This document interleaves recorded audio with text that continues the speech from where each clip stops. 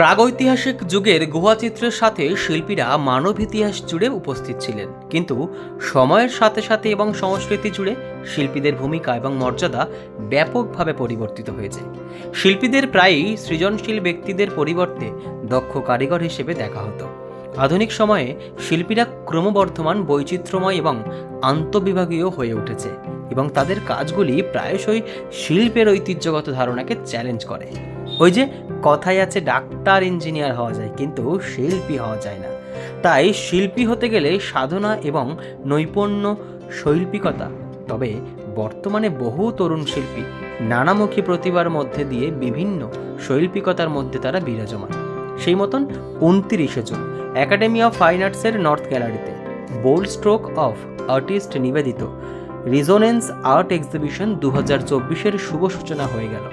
এদিনের উদ্বোধনী অনুষ্ঠানে উপস্থিত ছিলেন স্বনামধন্য ভাস্কর দীপঙ্কর দত্ত এবং HOD Indian art college contemporary artist Swapan Debnath এবং 12 সদস্য বিশিষ্ট শিল্পীদের গ্রুপের সদস্যরা।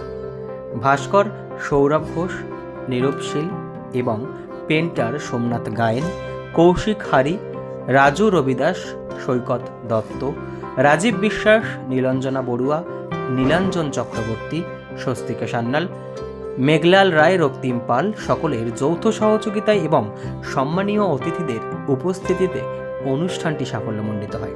এই আর্ট এক্সিবিশন চলবে আগামী 5ই জুলাই পর্যন্ত।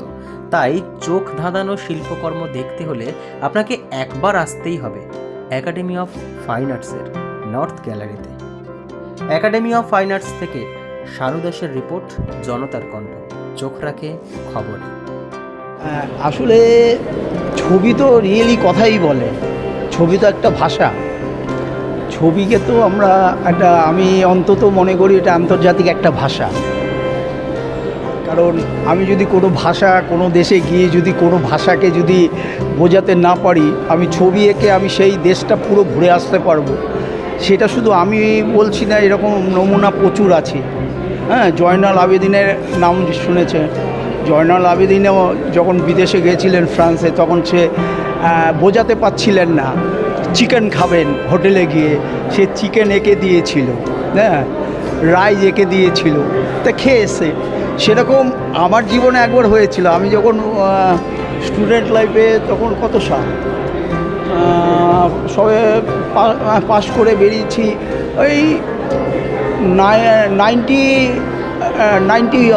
হবে, 89, 90 এরকম। তো ব্যাঙ্গালোরে, তখন তো ব্যাঙ্গালোরে গিয়ে সত্যি কথা বলতে ওদের ভাষা ছাড়া কোনো কথা বললে পরে ওইভাবে করতো না, কথাবার্তা মানে পাল্টা উত্তর দিত না। একটা হোটেলে গেছি, ধোসা খাবো, সে প্লেন ধোসা, আমি আর বোঝাতে পারছি না যে এটা প্লেন ধোসা। তা আমার মাথায় হঠাৎ করে সেই জয়নাল আবেদিনের গল্পটা মনে পড়লো। আমি খাতা বের করে তাকে এঁকে দিলাম, হ্যাঁ, সে বুঝলো। তাও আমাকে একটু হয়রানি করেছিল। তা যাই হোক, আমি ওখানে বসে এঁকে এঁকে আমি খেয়েছিলাম। আর এখন এটা ব্যাঙ্গালোরে, তখন ব্যাঙ্গালোরে সত্যি কথা বলতে সাউথে গিয়ে খুবই আমাদের অসুবিধা হতো, কিন্তু এখন তো ওইসব জায়গায় গেলে পরে কোনো ব্যাপার না। শিল্পীদের, আমার মনে হয় শিল্পীদের সারা পৃথিবীর যে কোনো দেশে, যে কোনো জায়গায় পৌঁছে গেলে ওদের কষ্ট হওয়ার কথা না। হ্যাঁ, হাতিয়ার তো আমাদের পেন্সিল, কলম রয়েছে, খাতা রয়েছে, আর আমাদের যা ভাষা যেটা রয়েছে, আমি যে কোনো ভাষার লোকের সঙ্গে সহজভাবে কথা বলতে পারবো যতক্ষণ কলম আর পেন্সিল আছে। এইটাও তো বড় ব্যাপার। আর তো একটা বিশাল আছে।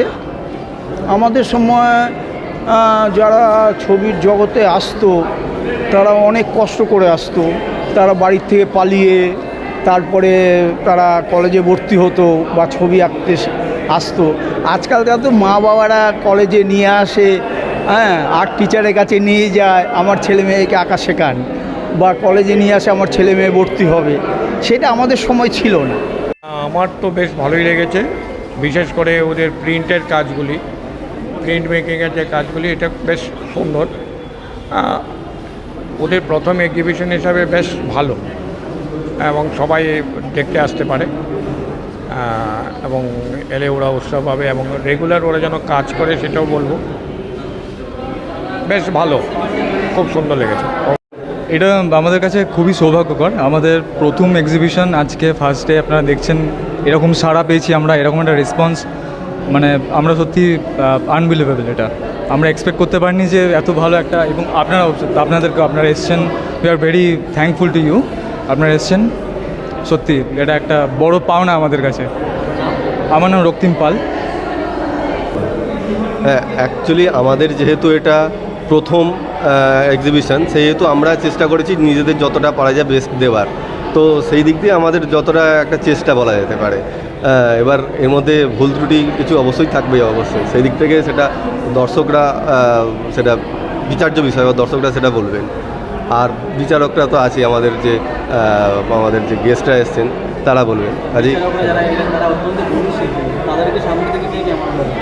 হ্যাঁ, তাদেরকে সম্মানিত দিয়ে দেবে, ভালো লাগলো, আরও বেশি ভালো লাগলো, কারণ আমাদের যে গেস্ট আছে তাদের মধ্যে একজন তো আমাদেরই কলেজের স্যার। আমরা যেই সময় পাস আউট হয়েছি 2017, সেই সময় উনি ছিলেন কলেজে ওয়ার্কিং ছিলেন।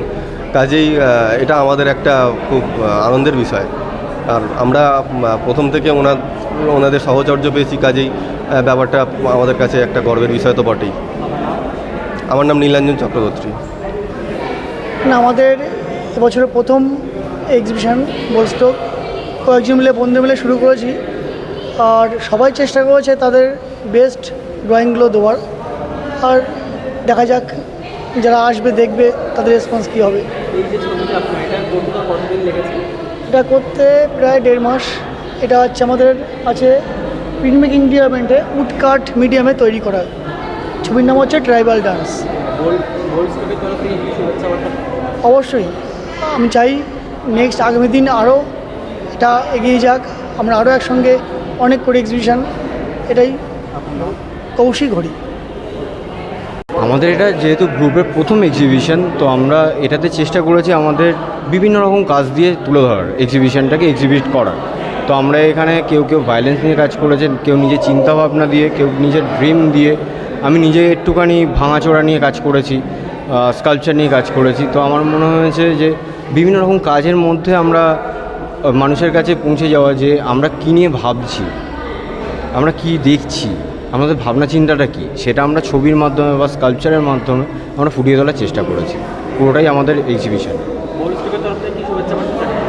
বোলস্টকের তরফ থেকে একটাই কথা বলবো যে আমাদের যেহেতু এটা প্রথম এক্সিবিশন, তো সবাই প্লিজ আসুন, আপনাদের সহযোগিতা একান্তই কাম্য, এবং আশা করি নিরাশ হবেন না কাজগুলো দেখে, কারণ আমাদের অনেকটা ভাবনা চিন্তা, অনেক দিনের প্রতীক্ষার ফল আমাদের এই প্রথম এক্সিবিশন। তো আপনারা আসুন, আগামী 5ই জুলাই অবধি আমাদের এক্সিবিশনটা চলবে। আপনারা 12টা থেকে 8টার মধ্যে এক্সিবিশনটা প্রদর্শনীটা হবে, তো আপনারা আসুন। নমস্কার, সৌরভ ঘোষ। পেইন্টিংটাই মূলত আমার মেন কাজ। পেইন্টিংয়ে পরে আমি ইউনিভার্সিটি থেকে, কল্যাণ ইউনিভার্সিটি থেকে আমি একটা ওই সিরামিক্স কোর্স করার একটা সুযোগ পেয়েছিলাম। তো 1 বছরের কোর্স করেছি। সেখানে দাঁড়িয়ে ওই সময়টুকুর মধ্যে আমি চেষ্টা করেছি সিরামিক্সটাকে একটু নিজের মতো করে করার। নাম রাজু রবি দাস, আমি নয়াডিতে থাকি।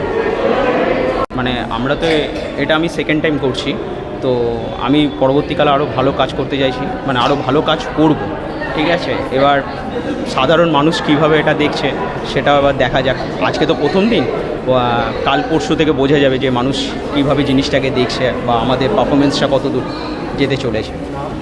নাম মেঘলাল রায়। সৈকত দত্ত।